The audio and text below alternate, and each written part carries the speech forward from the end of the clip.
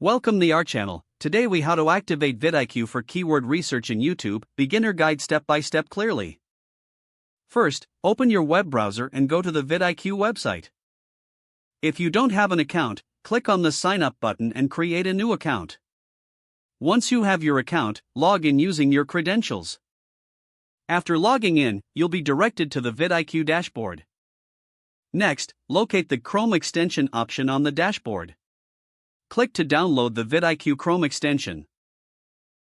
Once the download is complete, add the extension to your Chrome browser. After installation, you'll see the VidIQ icon in the top right corner of your browser. Now, navigate to YouTube and log into your account. Open a video that is related to your niche or topic of interest. Notice the VidIQ metrics displayed next to the video. These metrics include keywords, views, and engagement stats. Now, look for the Keyword Inspector feature provided by VidIQ. Click on this feature to start your keyword research. In the search bar, type in the topic or keywords you want to research. Press Enter to view the results. You will see a list of related keywords along with their search volume and competition level. Take note of keywords that have high search volume but low competition. Select a few promising keywords for further exploration.